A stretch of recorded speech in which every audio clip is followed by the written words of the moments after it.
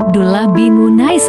Suatu ketika Nabi Shallallahu Alaihi Wasallam memanggil Abdullah bin Unais dan berkata, "Aku memperoleh kabar bahwa Khalid bin Sufyan bin Ubayy al-Hudzali telah mengumpulkan banyak orang untuk menyerangku. Sekarang ini ia ada di Urana, suatu tempat dekat Arafah. Pergilah engkau ke sana untuk membunuhnya." Abdullah bin Unais berkata, "Wahai Rasulullah, jelaskanlah kepada saya ciri-cirinya agar saya bisa mengenalinya." Tetapi Nabi Shallallahu Alaihi Wasallam tidak menjelaskan ciri-ciri fisiknya. Beliau hanya berkata, "Apabila kamu melihatnya, kamu akan menggigil karenanya."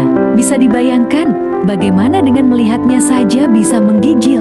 Itu artinya Khalid bin Sufyan ini seorang yang sangat berwibawa, malah mungkin menakutkan.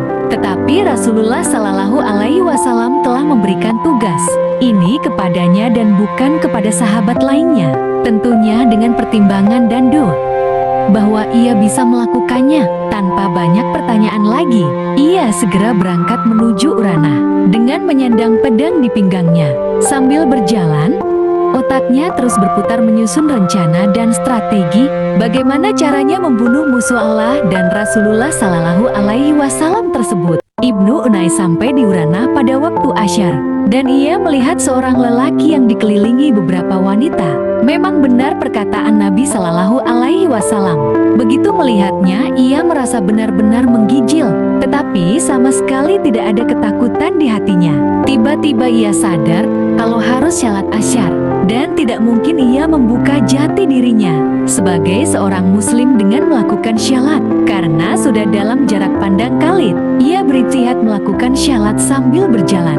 Ruku dan sujud dilakukan dengan isyarat kepala. Ketika sampai di hadapannya, Khalid bertanya, "Siapakah engkau ini?" Ibnu Unais berkata, "Aku hanyalah seorang lelaki Arab biasa, tetapi ku dengar engkau sedang mengumpulkan orang banyak untuk membunuh." Lelaki itu yakni Nabi Shallallahu Alaihi Wasallam. "Aku datang untuk membantu usahamu itu, kalau diizinkan." Khalid sangat senang mendengar ucapan Ibnu Unais tersebut. "Silakan bergabung, aku memang telah merencanakannya." Ibnu Unais bergabung dan berbincang-bincang dengan Khalid sambil terus berjalan bersama.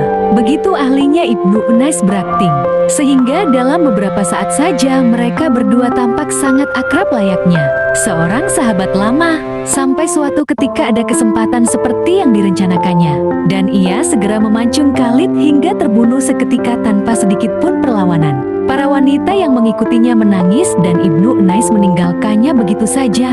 Ketika Abdullah bin Unais tiba di hadapan Nabi Shallallahu Alaihi Wasallam, beliau langsung berkata, "Inilah wajah yang telah mendapat kemenangan. Aku telah membunuhnya, wahai Rasulullah," kata Ibnu Unais. Beliau sangat gembira dengan hasil kerjanya itu dan mendoakannya dengan kebaikan. Dan para sahabat lain juga memberi ucapan selamat kepadanya. Kemudian Nabi Shallallahu Alaihi Wasallam bangkit dan mengajaknya masuk ke dalam rumah dan beliau memberinya sebatang tongkat. Beliau berpesan agar ia menyimpan tongkat itu dengan sebaik-baiknya. Ibnu Unais keluar menemui orang banyak dan mereka menanyakan tentang tongkat tersebut. Ia hanya menjawab kalau Nabi Shallallahu Alaihi Wasallam yang memberikannya dan memintanya untuk menyimpannya dengan baik. Mereka berkata, "Mengapa engkau tidak kembali kepada Rasulullah Shallallahu Alaihi Wasallam dan menanyakan kegunaan tongkat tersebut?" Suatu saran yang masuk akal.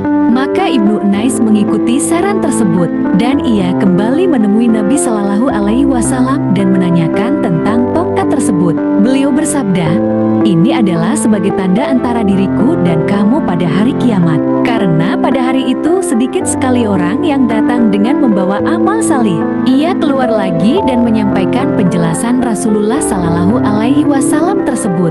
Mereka berkata, "Sungguh beruntung engkau ini, ya Ibnu Unais." Sejak saat itu, Abdullah bin Unais tidak pernah berpisah dengan tongkat dari Nabi Shallallahu Alaihi Wasallam tersebut, dan ia menyatukannya dengan pedangnya yang selalu menyertainya dalam berbagai perjuangan jihad di jalan Allah. Ketika hampir meninggal, ia mewasiatkan agar tongkat tersebut juga ikut dikafani bersama jenazahnya.